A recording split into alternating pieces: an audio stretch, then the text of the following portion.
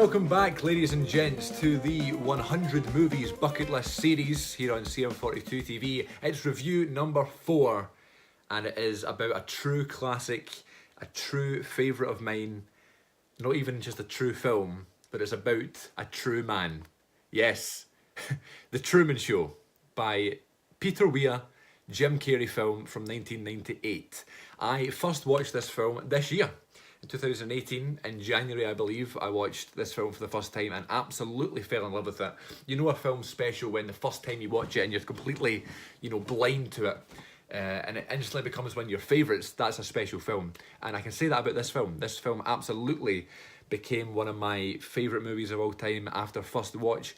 The same thing happened with Eternal Sunshine of the Spotless Mind, which I believe is on the poster. I believe is going to be in this series, which I can't wait to get back to, but I watched it recently, so that'll be like a review in the future sometime. But yeah, that happened with that film as well. As soon as I finished watching it, it was immediately one of my favourites of all time, and every time I go back to it, I love it even more.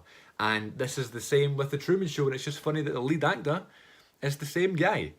Just, it's a weird thing, isn't it, when you're someone as iconic as Jim Carrey, where anything you do will instantly not only be praised but like appreciated and tributed, and just it'll be ultimately successful just because you're you. And I guess that's a dream of an actor.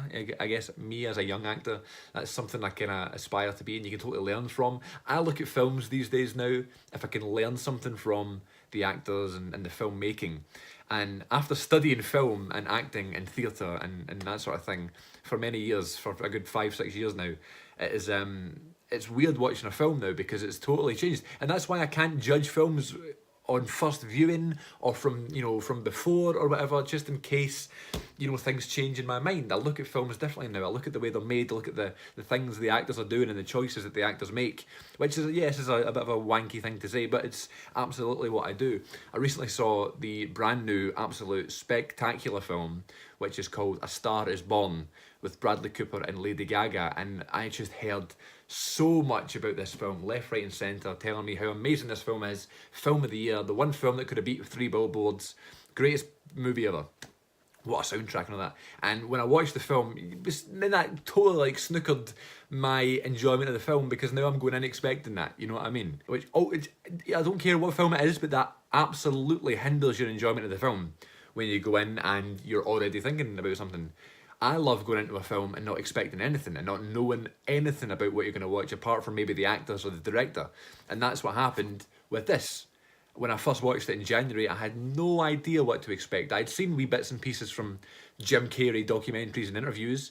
Of course, I know about, The Truman Show and what the idea is, but I had no real idea about what he was going to be doing, because Jim Carrey, Ace Ventura, Dumb and Dumber, The Mask, like these big over-the-top characters. But then you've got films like Eternal Sunshine, you know what I mean, and it's just completely different, and it's so more close to the bone and relatable, and it's so touching. It's just like, what a performance. And you don't know what you're going to expect with him. You don't know what you're going to get with Jim Carrey. I recently watched the stand-up, which I believe is from like the late 80s, 1988 or something like that.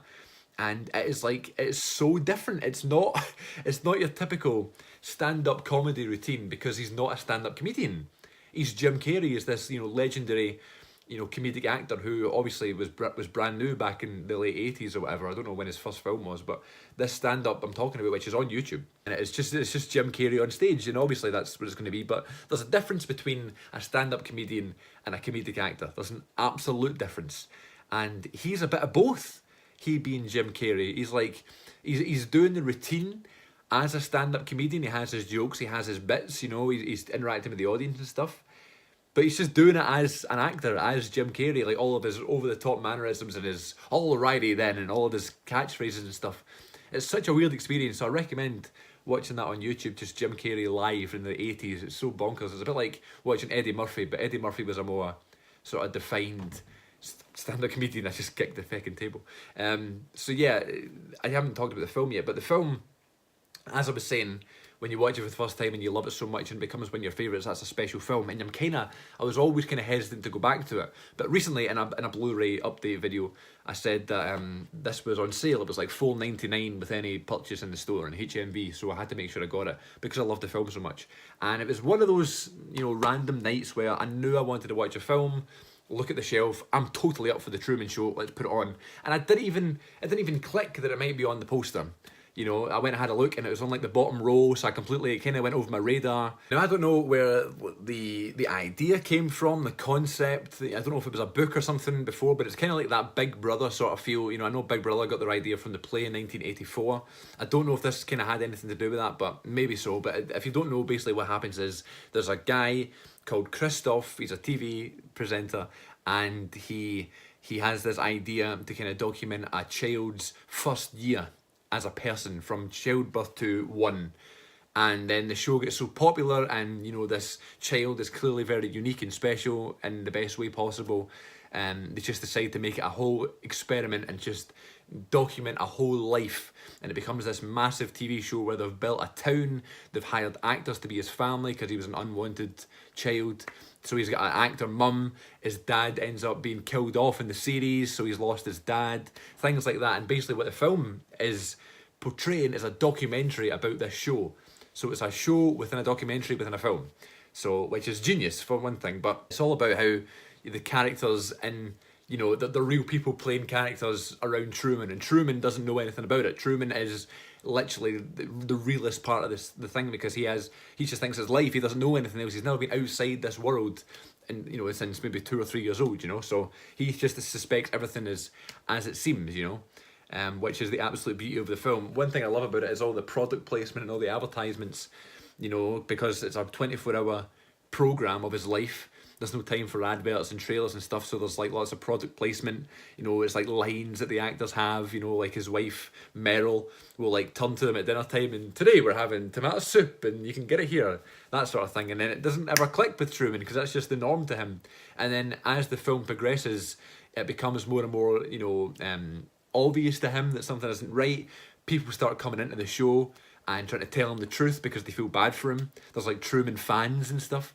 And then eventually he starts suspecting that there's something not right, and everything just kind of goes absolute haywire. I don't know, but I don't know what the saying is, but everything goes wrong, and Truman tries to find out what's really going on, and it's just the absolute. It's an hour and 40 odd minutes, which is the absolute perfect time for a film. Get the whole story within 90 minutes or more, or less than 100 minutes, please. And it's perfect. It's an absolute perfect film. 10 out of 10, 5 stars all the way. And I'll tell you something, watching this the second time round, I was sitting thinking to myself, this is one of the best films ever made. It's not just one of my favourite films, it's one of the best films. And it's because of the acting, and it's because of the directing, and it's because of the writing, the way this idea is brought on, onto our screens. As an audience, we're kind of learning about the show as Truman learns about the show. Because when I first watched this back in January for the very first time, I really had no idea what was going on for the first hour of the film, because it's like they kind of play with your emotions. You don't know if it's real. Are you watching a documentary? Who is he supposed to be? Is he an actor? Does he know? And then there's maybe about an hour in or something, it's like they're advertising the documentary of the show, so they kind of explain how everything works for us in case we've not caught it yet. I was very grateful for that, because when I watched it for the first time, I still hadn't clicked.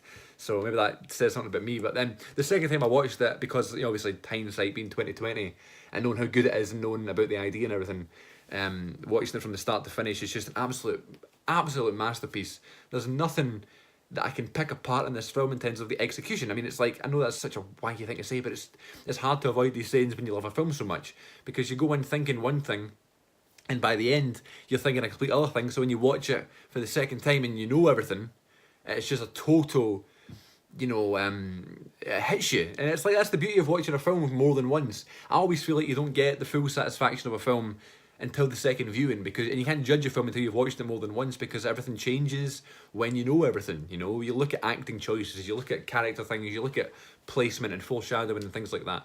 And this film is great for that. The way it's set in this old town that it's just normal for Truman. I don't know if anyone's been to Orlando in Florida, but Disney have like a town, have like a village in Orlando called Celebration, and Celebration was made as like an inspiration off of the town that the Truman Show was set in, because it just looks so old school. So like Celebration has like old ice cream parlours, old houses, picket fences, different coloured houses, flags everywhere, like old school America. And it's based off the town that the Truman Show is set in. So you're watching it and you're watching this totally bonkers town.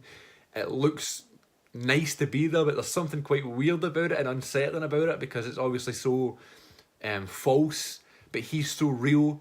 It's an absolute gem of a film, and I can't believe how hidden it is and why it doesn't get spoken about as much as it should. It is an absolute gem. It's 5 stars on Letterboxd. It's 10 out of 10 on IMDb. I think it's like a 94 Rotten Tomato score as well. The Truman Show is an absolute goldmine in the film industry and doesn't get talked about anywhere near enough. The performances are great. The idea is great.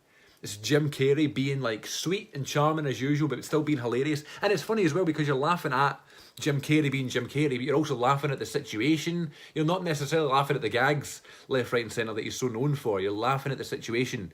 You're laughing at his life, you know. Unbelievable film. And out of the films we've watched so far, No Country for Old Men's pretty good, but this one is very close to that. Might even be a little bit better, thinking about it now. I don't know. So, and running for the best film of the series so far, The Truman Show and No Country for Old Men, they're the top two. So, yes, Gladiator is last on that list. But anyway, I digress. This has been episode 4 of the 100 Movies Bucket List series. Thank you very much for watching. Make sure you check out more stuff on the channel and subscribe for more. Leave me a comment, let me know about any films I should watch next. And yeah, this has been fun watching The Truman Show again, and who knows what my next film will be. Make sure you check out my podcast, which is now on Spotify, which is pretty cool.